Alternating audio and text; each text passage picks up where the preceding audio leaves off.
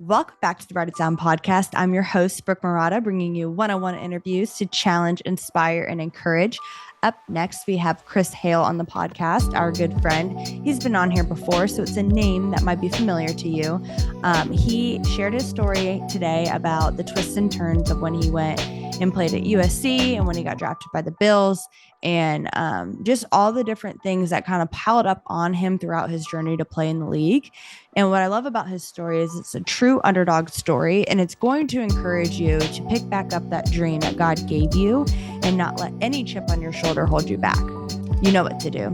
Sit back, relax, and get your pens ready because this is Write It Down. All right. Welcome back to the Write It Down podcast. I'm your host, Brooke Murata, on the mic with Chris Hale again. Thank you so much for coming on. You're welcome. Part two. Part two. I'm pumped about this because we've developed a friendship and you were like, oh, I can't wait to share my story on the podcast. And I'm thinking to myself, what did you share then? So if not your story. So listeners are in for a treat because they're going to hear Chris Hale's actual story today. Not that you shared a false one. We just kind of deviated from certain things. And I'm excited that you are ready to come back on and share more about your story because I think your story is impactful and I think it's going to encourage a lot of people. So thank you. Yeah. I appreciate it. You're welcome. Yeah. Yeah. I mean, so because, and I'll tell, your viewers or your listeners, I just got tired. And when you approached me about doing this, I was tired of telling my story. Not that it was a bad story, but it was just the fact that I'd been telling it for so many years that I felt like there was a new generation of stories to be told. And mine, I felt like was sort of the same story as a lot of other people that come in, on any show and say, what they did and what happened to them and how it happened. And so, it's a story of resilience, like, most other stories. And it's a story of overcoming something. And it was one of those. And I suppose when I'm close to somebody and let them know exactly who I am, I don't mind telling the story as much. And so that's why I was like later on, I'll tell my story on your show. Yes. So and I'm honored. It's yeah, right. Thank you. So and I think it's impactful, and I think it's for the guy who was too small or didn't get paid attention to or any of that stuff, for him to keep going and him to keep fighting and never let anybody tell you that you can't do something. And that's sort of, how my story starts out. So it's kind of long and drawn out. So you might not be saying much. So, that's why I asked you to come on because I've run out of questions at the end of the year. And so it was really out of pity. I was like, Chris can just take away the show and be the host. I'll take the show. Yeah. Yeah. So it's not the first time. Yeah. And I'm probably going to take over your show at some point. No, that's great. I actually have my cup of tea. I'm drinking London's finest and I'm ready to sit back and listen to your story. I know that viewers are as well. And I love the fact that you already kind of hinted at it, that it's the story of resilience and a story that, some people feel like they're looked over or picked over, and you combated that and continued to climb. And so I'm really excited for you to share. And without further ado, Chris, take the show away. I have my tea. What's funny, right? Have your tea and put some cream in it. And it should be Earl Grey, which is the best tea. It's actually high tea time in England right now. Somewhere. Yeah. And so here's the funny thing about it. This is the second time I told part of the story today. Really? Today. Right. Yeah. So I got off the phone. I was with a buddy of mine named Mike Sherrard, who played for the 49ers, the Giants, and the Denver Broncos. Okay. And I've known him for 30 years, and he never knew why I left the University of Nebraska, which is where I'm going now. So I started during high school, I had sort of an epiphany, and I was a very good athlete in high school. And I was all state. I was actually all American in track and field, and I was a pretty good football player. And at that time, all CIF for California, which was kind of a big deal for us. And there was a coach. I was trying to get recruited, but I was like 140 pounds. So, there wasn't many recruiters that were trying to get a guy who was 5'6", 140 pounds. And so, and I can remember the actual school that he went to, and we had two really big time guys. And one ended up going to New Mexico, and the other ended up going to Nebraska, and he was Super 11. So the scouts were coming out, and I would leading the conference in interceptions, and I was all CIF and all this stuff. And I walked up to a scout from New Mexico, and I said, "Hey, I'm the guy who's leading, the conference in interceptions." And he said to me, the reason you're leading the conference in interceptions is because you got two big time guys on each end rushing the quarterback, and the quarterback's just throwing the ball up in the air.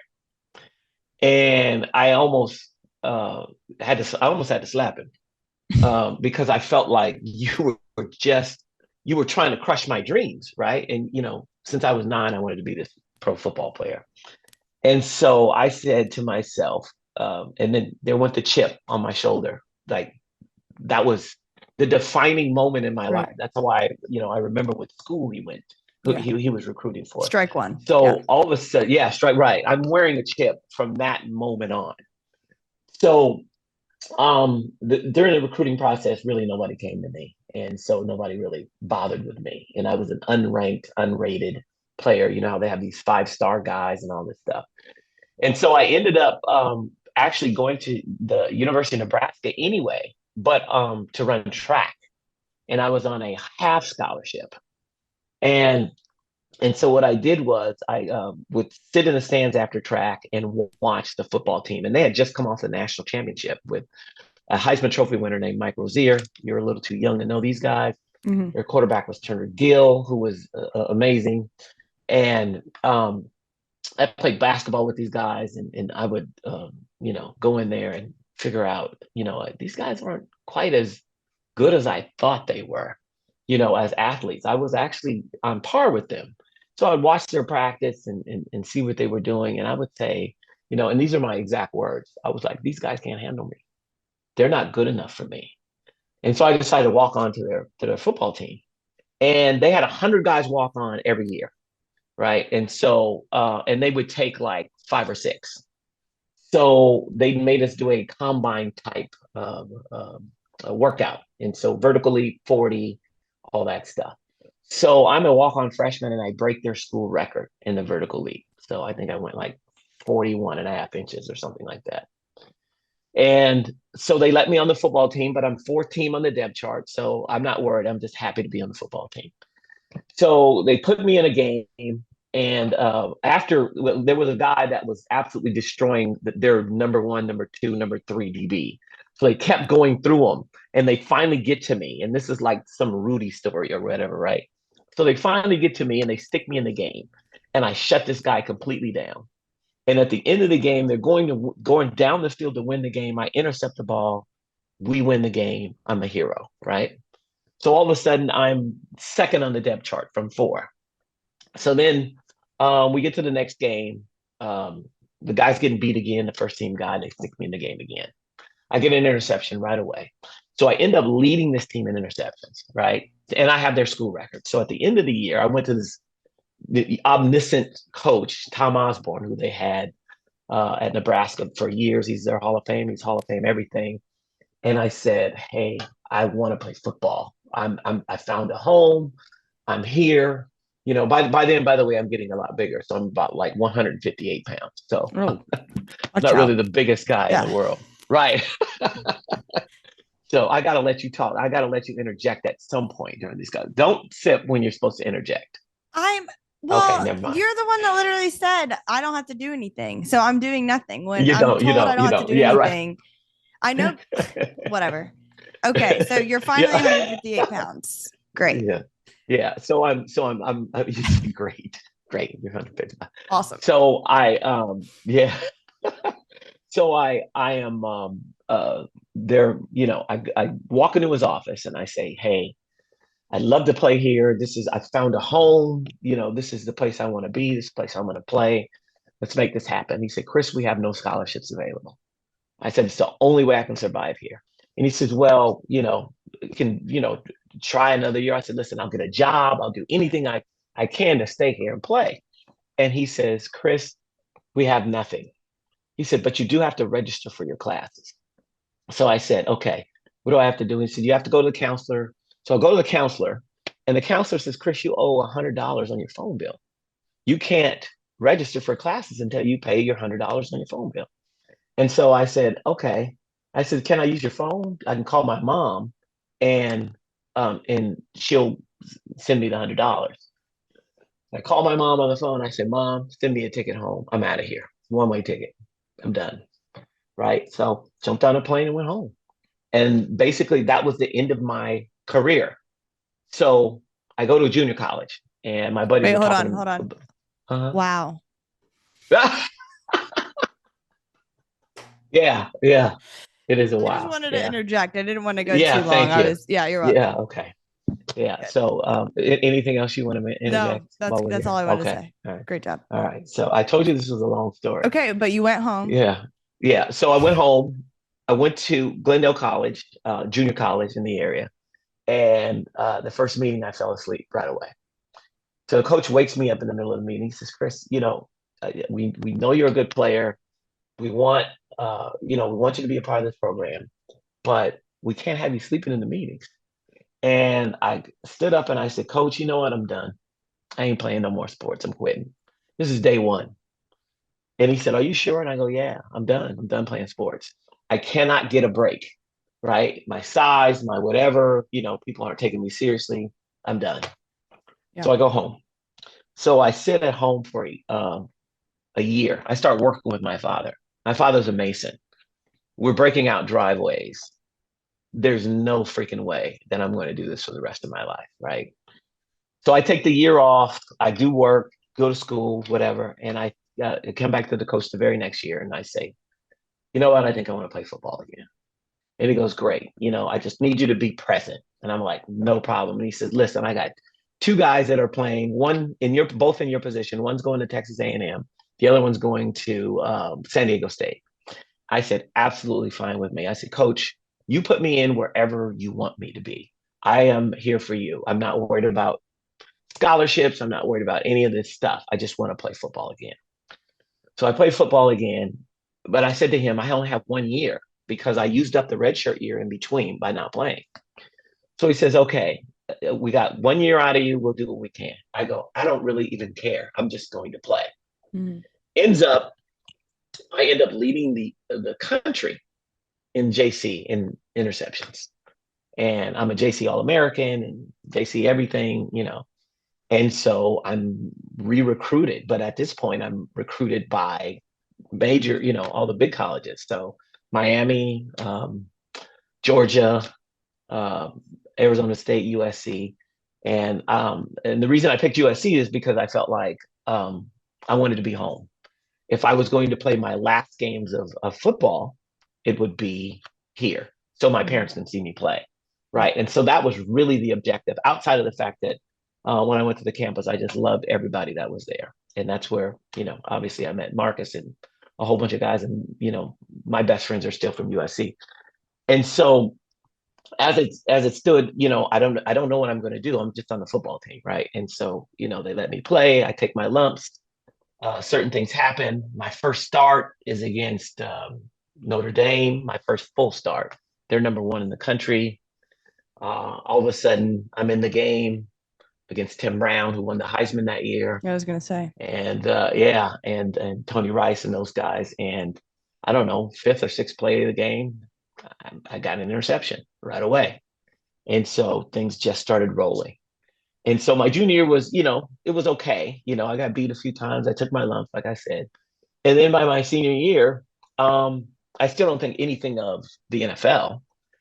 I'm just here to be better and make myself better, and I'm starting full on. It's was there my a part of position. you? Am I allowed to interject? Yes. Was there a part of you that, because of all the discouragement you had early on, that you were just trying not to get your hopes up? So you never really imagined beyond college, or were you just kind of aloof to the NFL? No, I think you're absolutely right. I think it was just so discouraging for so many years that you can do this to a young man. You can take away, his dream without knowing it. And I don't know if people ever knew it. I just think that I figured out a lot of things later on. I figured out, that coaches and these guys are picking guys out uh, so that they don't get fired. There's a whole nother element to what I think is going on Mm-hmm. in sports and scouting and all that stuff. It's a certain way that people are looking at you. So if you're 6 feet tall and 190 pounds, and I recruit you, and I'm the coach, and if you don't do well, you can always go back to the guy who hired you, the president or the GM or whatever, and say, hey, he was 6 feet tall, 190 pounds, right? He just didn't work out. But if you're 5'9", 165 pounds, and you don't work out, that guy who hired you is going to say, why would you recruit him? He Right. didn't work out at all. Your job is in jeopardy for, that guy. And so I think that they have a look or a size or a certain kind of type that keeps them safe. And so I didn't figure that out until later, right? And so even happened, going into the NFL. And so, yeah, for me personally, of course, because I'm living it, not just the guy who is on the understanding what the other side is. I'm just living it. I feel like you're dismissing me because of my size, Right. right? And you're not thinking I can do it, the chips are piling up on my shoulder I can because I imagine. feel Yeah. like, yeah, every single person that that I have to prove you wrong. And it was still going on. It was going on through college, even by my senior year. But my coach saw, the development in me, and he had no other way to be able to solve it, but to put me in because he knew how good I was, and he knew how good I played. And by the end of my senior year at USC, I was getting the same thing out of the NFL. They were like, he's too small, he's this, he's that. But by looking at my stats, they could see, well, wait a minute, he might be able to, it could happen for him, but we're going to have to take him late because we're not going to take a chance, right? You could always get rid of me, right? So, I didn't get drafted till the seventh round, obviously, because I think I was the second or third smallest guy at the combine. So I Mm-hmm. weighed in at 168 pounds going into the combine. So I measured at like 5'8 3/4" and 168 pounds. So, Wow. yeah, I think that was, and I had a lot of interceptions. I was all conference. I was all that in college, but I still think that, people are afraid of my size. And it was evident later on, as one of the general managers talked to me. And so, by the time, I got to the combine, and I went to the combine, and I did my thing, and I ran very well, and I jumped high, and I jumped long. And I think I was the fourth fastest guy at the combine, and the fourth or fifth fastest guy in my group at the combine at that time. And it was, Yeah. Deion Sanders was the fastest one, right? So he was lightning and a few. So I was in a, pretty good group of guys. And yeah, by the time I got to the pros, I got drafted in the seventh round. I still felt like this stigma was still there. Right. And So you always felt like you were coming from a place where you had to prove yourself. yes, Like you never yes, felt like 100%. kind of secure or rested on where you were Never, at. It was never, always like, I yeah, have to do more, improve more. have to do more, improve That's more. exhausting. 100%. It was Yeah. exhausting. It was exhausting, especially at the pro level, Oh, I can imagine. because the guys were all so good. So it felt like you were always looking for a reason to get rid of me instead of a reason to keep me, Mm, right? And so the funny thing about my rookie year was that there were two guys that made my team. And at the time, the Buffalo Bills were on the rise, right? This is right before all the four straight Super Bowls. We were on the rise, and they had been in the playoffs. I was the only defensive player to make the team. wow. Did you play with The Bruce only one. Smith? I played with Bruce Smith. You Yes. did. Yeah, Yeah. he's Yeah. a pod he came on this Yeah. He's podcast awesome, too. right? Yeah, he's a good guy. Yeah. Yeah. Well, Okay. obviously one of the greatest defensive players of all time. But yeah, I would. So there were two players that made the team. One guy named Don Beebe, who was a wide receiver who stayed, the league for about 10 or 12 years, and myself. That was Mhm. it. And so, but you're still constantly feeling like you're the only one that made mistakes, right? And you're the only one because they really didn't yell at the veteran guys. Right. And so my second year, the hardest thing about me was my second year, and I tore my Achilles tendon against Cleveland Browns. And um, and then Don Beebe broke his leg at the same time.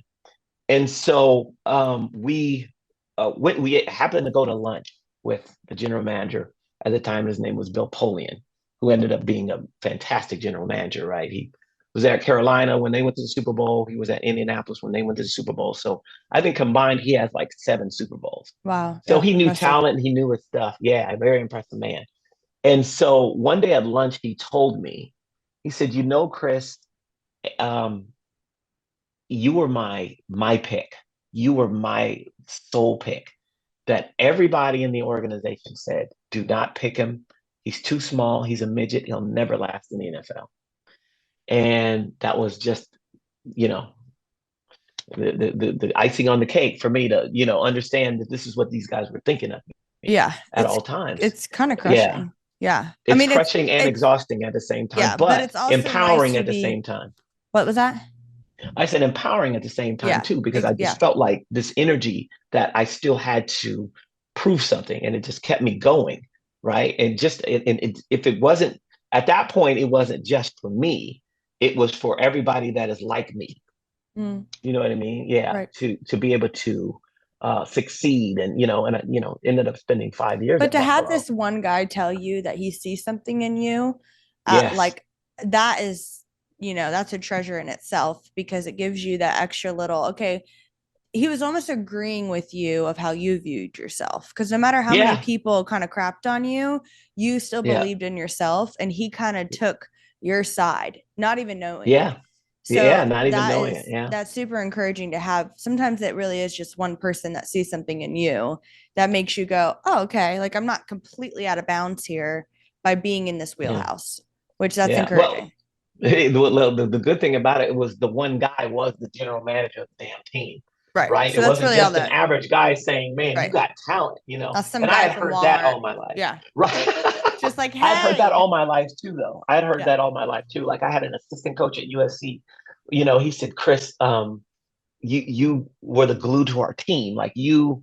He was a coach, and he said, "You basically like saved our season." And we had a tremendous team. We had probably 11 pros on my team. He said, but without you, none of this would have happened. He was the only person on that staff that told me that, right? My head coach would never tell me that. My DB, nobody. But he ended up being an assistant coach for the Rams later on down the line. And yeah, but he was like he was the only guy that stepped up and said, "Man, Chris, you were tremendous for us." Right? Nobody else wanted to say that. Nobody else wanted to give me credit, and so I was always that guy, right, that never got any credit, but did things and made things happen and accomplished things, right? And so and I say the story, at the end of the day, to say, it's the persistence and it's the drive and never giving up for anybody who's listening who needs that to listen to or to Right. hear, and to understand you gotta keep going. You gotta keep driving no matter what. Don't ever let anybody tell you can't do anything. Because I was in the ultimate setting for Right. them to tell me I couldn't do it. Yep. Right? It's 0.01% or whatever of the United States that goes into pro football. And I did it. Not just based on me, but based on what others told me that I couldn't do. And that's what drove me. We're going to take a quick break to discuss Write It Down's brand new website. You can head over to widpod.com, WIDPOD.com, and see all the goods.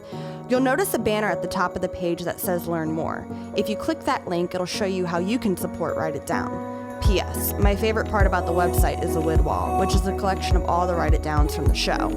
This podcast is made possible by the 1513 Network, so show the network some love and support by listening to their other shows. If not, just stick with Write It Down, because I'm the coolest, the realest, the illest. Now, back to the show. It's a lesson to train your ear on who to listen to, because you're going to have people on both sides say certain things to you. They're going to discourage you, which will kind of cling on to your own self-deprecation, or you can cling on to people that speak life into you and decide who to listen to. And I think that is super important, especially nowadays with a lot of voices and a lot of people in our face on social media or on the news or people in our life. You need to decide who you're going to dial into. And, Absolutely. your story like reminds me, and you and I talk about, our faith often, but it reminds me of the Yeah. story in the Bible about King David. Like he's a shepherd boy and he was overlooked. Yeah. Like he didn't Yeah. matter to anybody. Like they were like the armor fit everybody else but David to kill But him. Goliath, and he was still Yes. chosen. And then the God of the universe is saying like, this is a king after my own heart.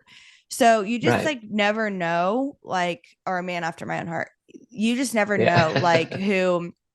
who is, looking at you. And I think like your story could bring so much encouragement to people to maybe reawaken a dream in them. Maybe those chips on their shoulders just kept coming and coming, and then a devastating thing in their life happened that continued to perpetuate their low. But listening to a Yeah. story like yours, what you're saying is like, no, give it a shot again. There might be Yeah. one little angel along the way that encourages you in this, and you're going to look back and be able to see how far you've come. Yeah. So fast forwarding, how long were you in the NFL? And then that transition out, did you want to leave the NFL? What did that look like? Well, you never want to leave the NFL. Obviously, everybody wants to play forever, make as much money as they can, and then retire when you want to. And I think the numbers are 95% of guys leave the league before they want to. And Wow. so I was at Buffalo for 5 years, and then I had a very short stint at Denver. So I really only have officially I only have 5 years in. Okay.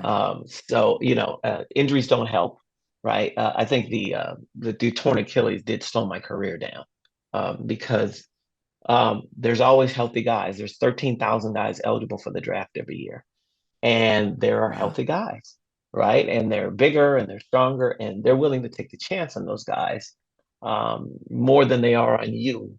And there's a lot of elements that go into playing professional football too.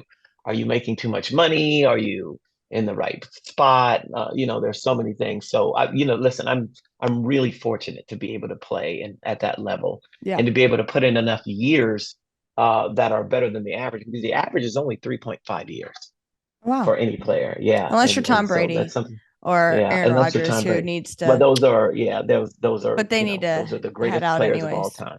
That's Yeah. my dig Well, at them though. that's your It's dig at it's just know when it's time. We're tired of yeah. Oh, where the Dolphins are playing the Packers. I think Christmas or in a couple weeks, yeah. and I'm like, I don't want to look at Aaron Rodgers' face, so I might not watch it. I mean, I will watch Aaron it if it's the Rodgers might Dolphins. throw for 4 touchdowns on you. Aaron I Rodgers is not done. I don't really care. Yeah. I'm over it. You're Let's not a let's fan. get some new faces in there. Tell, Yeah, tell me you're not a yeah. I'm just not a Yeah. fan. I'm Yeah. really not. But you know what? That's I digress. It's fine. This is Right. not Brooks. What about Tom Brady? You can't get tired of Tom Brady's face. Okay. Here's my opinion of Tom Brady. Uh-huh. There's a few Uh-huh. things I have on Tom Brady. One is I didn't like him when he played for the Patriots because he's in my division. I don't like the Bills either. Sorry about Mhm. it. Yeah. So it's just really Yeah. frustrating because we played the Texans and yesterday. And Who's the we? Texans are the Dolphins. The I Texans, know. I'm on the Dolphins. I I'm one know. of their, yeah. Bandwagon. Now you are. You weren't No, I've last year. always been a Dolphin fan. It's in my blood. Okay. My Okay. dad grew up in Miami. It's in my blood. So we were always on the Okay. other side, losing horribly.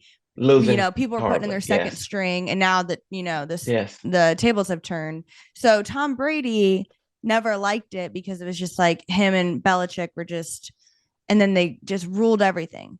Now that Tom is in Tampa, I'm frustrated at Patriot fans because they're all like Tampa Brady, Tampa Bay fans. They do this stupid Yeah. little play on words, and it's like nobody liked the Bucks ever. Like nobody is Yeah. a tried and true Bucks fan. They're all people I would agree with that. who New left the York. Dolphins because the Dolphins didn't win, Yeah. who left the Jags because Jags are Yeah. crap too. I So would agree with everybody's like, "Oh, that. I'm Buck fan," and then Brady goes, and people are like, "I love Tom Brady. I love the Bucks." And now that Yeah. he's going through divorce, it's ruining his career, and the Bucks suck. So He I just hasn't think he hasn't Tom needs lost to since phase out and maybe be a grandpa. he's only lost once since he got divorced.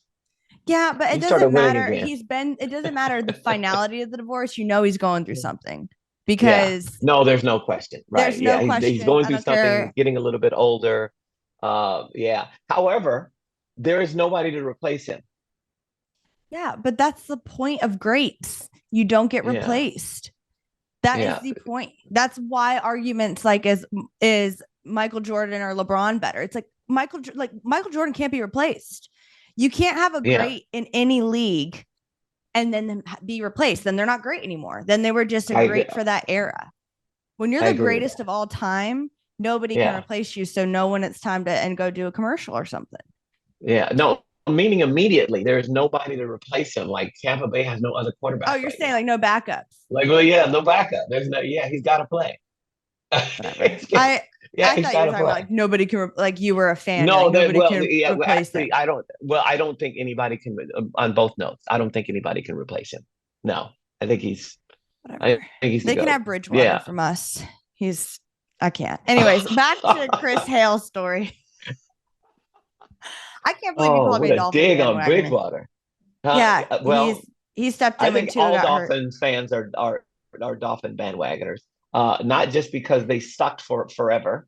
It's just and you're all transplants for the most part. Most of you guys are from New York and they come down there and you're snowbirds. No way. And Not my from family. from from Miami. Well, you might be one of the only rare families that Yeah. grew up in Miami. Yeah. Yeah. And But by you the way, know so did what? Scarface. He grew up in Miami too. We digress. Chris Hale. So you leave the NFL. Nobody wants to leave the NFL. You were in for a solid 5 years. You're still a Yeah. Bills fan. I see, which is fine. It's fine. You guys might beat us, but I feel No, we like will beat you. can we just talk real quick current events about the Bills? Okay. Okay. Okay. Yes. I know this is Chris Hale's Yeah. podcast. Yeah. Let me No, just no, say it's something. okay. So what I feel like is happening with the Bills is they're being watered down this year. I don't follow close enough, but I feel like they came out really hot. Hold on. I know they won. I Okay. just I'm I just listening. watched them play. I get it. I just watched them play on Thanksgiving and they pulled out a win with the Lions, which I was rooting for the Lions. But don't you feel like you guys were Why am I on like this hot coming podcast? in? What? Why am I to get beat up after my story? No, ask the question again. I'm sorry. It's not okay. It's more of a statement and a feeling, and I'm going to Okay. give you time to defend your Bills. Okay. Do I you? don't really need to. Okay. Don't you feel like the Bills started off real hot and now they're being watered down? I do not. Okay. Um, Why? well, I tell you, everybody's going to lose games in the NFL. Right. Right. It's not going to be a completely great season for anybody. Even when the Patriots went 18 or 17-0 and they lost, right? It happens. People lose. There's injuries that occur. The one thing that you have to do is stay healthy in this league all the way around. Mm-hmm. And if you can stay healthy and maintain just solid play, you're still going to lose games because you have to realize that the other guys are pros too, right? And so it's going to happen. You're going to have you're going to have quiet moments, and then you're going to rise again when you need to. So even when uh, we went to the Super Bowl with Buffalo, I'm sure we lost 3 to 4 games. There's some games that you'll get blown out in. I think we lost to the Chiefs in one game, like 34 to 7. We had a low point. And the problem with today's game is every little thing is analyzed by the sports pundits, right? If it's not social media, it's ESPN. And so everybody gets too involved in one play to the next or one game to the next instead of identifying the fact that it's a 17 game season. And really, what you want to do at the end of the year is win probably 12 games. You can lose 4, right? Or 5 games, whatever the case, and then get into the playoffs and try to play your best ball in the playoffs and be healthy. That's really what it's about at the end of the day. And so we've gotten into as a society with our sports is trying to identify what's going on in every single play, right? And that's why I think that it's not this high and low.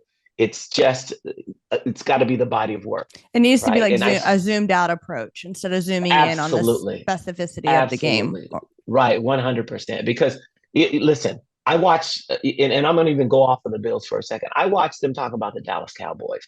Yeah. And I swear, I feel like every single week it's something different. It's like, oh, the Dallas Cowboys look horrible. They're this, they're that. Jerry Jones is doing this, he's doing that.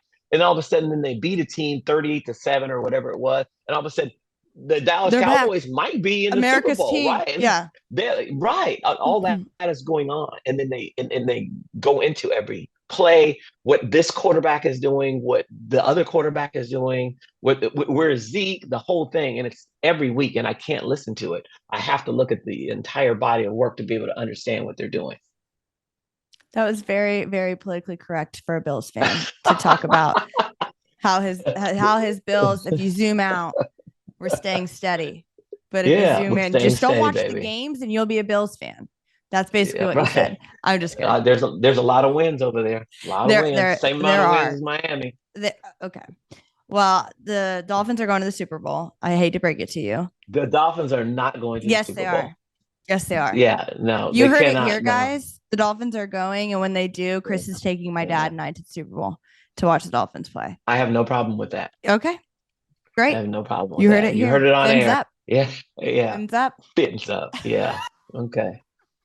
Yeah. Well, anyways. Circle the wagons.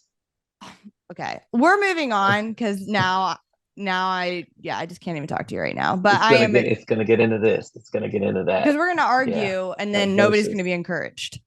And that's not the point of this podcast. And that is why, I'm not on Fox Sports. Okay. Yeah. If you because I would literally just pick a fight out of my fandom. With everybody. Which you can't do. You need to be like very platonic with things and keep things level-headed and just be objective about things. That wouldn't be me. You can't interview Josh Allen and say, why did you win? Right. You can't do that. No, it's fine. Everything's fine. Okay. I do want to ask you a few rapid fire. I don't know if you have another write it down for this one. I don't. Great, because I didn't prepare you. And then also you kind of showed your hand because you're like, oh, this is the second time I'm telling this story today. And Chris actually texted me, I'm going to throw him under the bus, and goes, oh, can we push it back a little bit? Which means he was on the phone with somebody else telling a story. So maybe he had to write it down for their conversation. Anyways, we are to the point of the show where I ask guests some rapid fire questions. I was on another podcast. He was it was a bigger podcast. Yeah, it was a bigger podcast. Way bigger podcast that needed all of his attention. If you could have brunch with any person in the world, they have to be alive, who would it be? Oh, it has to be alive. I don't know. Is Jesus Christ alive? Yeah, amen. Resurrection Sunday. Jesus. You go. You have brunch with Jesus every day. You don't have a person that you go have brunch with? Who would I have brunch with? Who's alive? Who's a person on Earth? Not on Mars. A person, not in heaven. Not the one I have spiritually. Mm-hmm. Wow, that the first person that pops in mind is like Barack Obama. Okay, I would say someone like maybe Oprah or Adele. So I like those. Adele. Okay. Really? Yes. Yeah. Okay. I love Adele. Yeah, that's you, is what you're saying. Well, I'm not. Apparently, you do.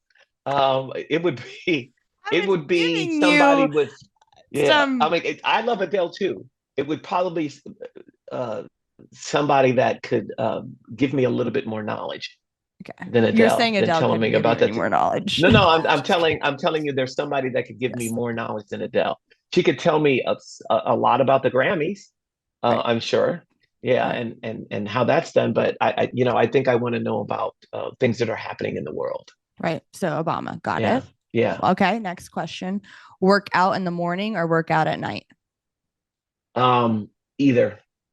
Okay. So I actually did work out this morning. I have a walk that I go on every morning. I'm trying to get my body going again because at this age I feel like it's falling apart, and so this is why I actually pushed it back, is because I wanted to finish my walk. My knees are not the same, and I live like 4 blocks from the sand, from the beach, and so I find myself every morning, and meditating as well as I walk along the beach.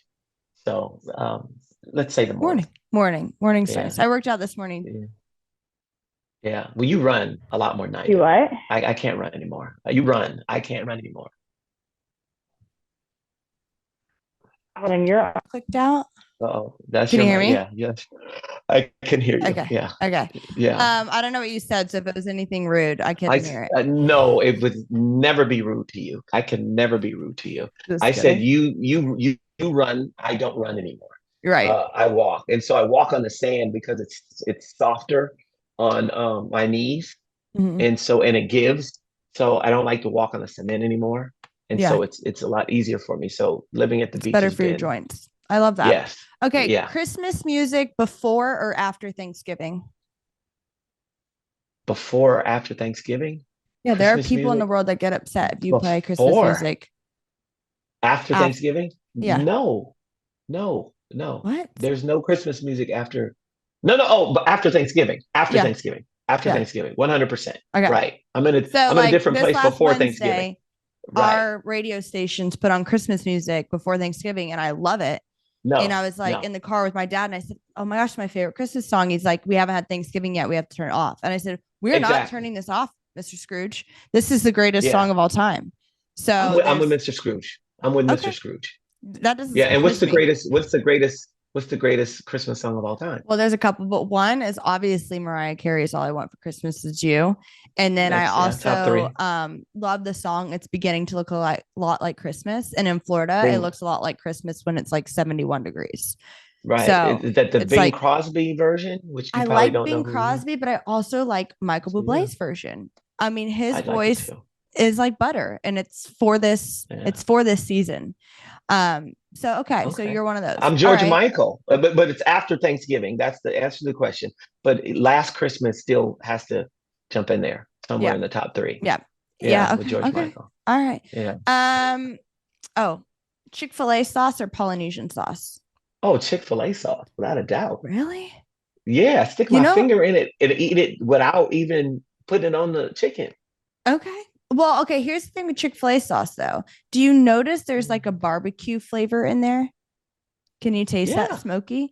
It's because I yeah, but heard I'm that a they just brother. We blend. like barbecue flavor. I so do I, but it's like it's like honey mustard mixed with barbecue, mixed with Yeah, vinegar. It's like all the sauces made in one with some mayonnaise. on So you can make. everything. Well, they Oh, bottle love it up that. now. They sell it. They sell it in squeezable Really? bottles. Yeah, I Yeah, kid I you got not. packages here in my The refrigerator. little I ones, got, but yeah, the little packages there just are in case I places need now them. that have them in big, like squeezable bottles, so you can keep them as like a condiment in your fridge. You heard it here Really? first. Right. Yeah, Yeah. Well, maybe they're only in Florida. But probably. by the way, you know that Chick-fil-A just came out here probably in the last few years. That is devastating. You didn't But know that, did you? you guys, no, I Right. didn't. But you guys had and still have, and we don't, In-N-Out Burger, and Correct. we don't Yeah. have things like that. Yeah. Yeah. We stick, Well, and you guys we're don't have healthier. Publix, which is absolutely We don't have devastating. Publix. Well, every place has different supermarkets. Right. That's the P. The Yeah. So they'll Southeast you guys, region. yeah, you guys have Wegmans out there, Yeah. which is in the Northeast, or Tops, Mm-mm. which is in the Midwest. Mhm. So We don't there's have yeah, Ralph's. they're You all guys over the have place. Ralph's. We have Ralph's. Like, Yeah. but Publix slogan is where shopping is Yeah. a pleasure, and it's an absolute pleasure to be there. And I feel bad for everybody that's not in the Southeast that doesn't have Publix A or Chick-fil-A pleasure. sauce bottled up. It's a pleasure. It's Ralph's and I Bonds are say pretty that I good really too. do. Like, I don't know if you have internal dialogue. I think we all do, but I sometimes say my Uh-huh. internal dialogue externally, and I'll be in Yeah. like aisle 8 being like, it really is a pleasure to be here. Like just talking to myself. Like this Do you is have Trader amazing. Joe's? Do you have We Trader Joe's? do, but not in my town. We Okay. have them Okay. like in Orlando, Gainesville, Jacksonville, everywhere but Brevard Oh, County, which we're the like, bigger cities. yeah, we're petitioning for one because it would do well here. Yeah. But Okay. Yeah. well, this is normally where I'd ask somebody to share their write it down Yeah. here. But I feel like I could tell you what your write it down would be. Okay. And it could be like a little maybe not. We could work on it. We could workshop it. Uh-huh. But don't Yeah. underestimate the underdog. because they always come back. I'm with that. I'm with that. Yes, that's because good. that's That's your good. story. Yeah, yeah. And I'm glad that's a good analogy. Yeah, I'm fine with that. Thank you. We don't have to work I've on been it. doing this for some time now, and Yeah, it is an yeah, honor to have you back on, yeah, not once but twice. I hope you come yeah. back again. I And will for you. I I will. You can't know wait to that. go to the Super Bowl with you and my dad. It's going to be such a blast. Go Dolphins. Okay, let me just do this before we get up, but before we're done. It will be the Bills and the 49ers, or it will be the 49ers and the Chiefs. Okay. You're not Just seeing the saying. Eagles go? No, no. Why? I think the Eagles have had a soft schedule. I don't think they're ready to put three tough games in a row together to be able to get to the Super Bowl. I don't think they're ready for that yet. Okay. Yeah. So Although they you did make some think strides this week. Bills and Yeah. Niners, you're saying? I'm saying Bills and Niners or Bills and Chiefs. Or Niners and Chiefs. Okay. Yeah. I'm saying And Dolphins, and who the heck cares? so if you lose, I don't get a prize. It's just you and your dad going to the Super Bowl. No, you can What still go to the about Super Bowl with me and my dad. if the Bills go to the Super Bowl? Yeah. You and your dad take care of me. Okay. Oh boy. Oh gosh. Oh boy. Yeah, Oh boy. Dad, And I'm sorry if you're I'm gonna watching get you a this, Bills hat. I'm gonna get but you a I'm Bills not hat wearing a too. Bills hat. I don't know. Yes, There's a it's line. part of the bet. I made it part of the You bet. just literally added that in after we shook on it. You can't just add things in. I didn't. Now we're shaking. Now we're shaking. Okay, So, Dad, I'm sorry I signed you up for this bet, but it's going to be a blast regardless. So, cheers to that. Chris Hale, thank you so much for coming back on the Thank Write you, It my Down dear. podcast. Thank you for listening to the Write It Down podcast. This podcast is a part of the 1513 network. You can catch a variety of shows on their website, 1513.com. If you enjoy listening to Write It Down, please subscribe, share with your friends, and if there's any ink left in your pen, write a review. For more content, follow the fun on Instagram by following at WIDPOD. That spells WIDPOD. It's super cool. It stands for Write It Down Podcast, but it's abbreviated to WIDPOD. Anyways, thanks for listening, and we will catch you later.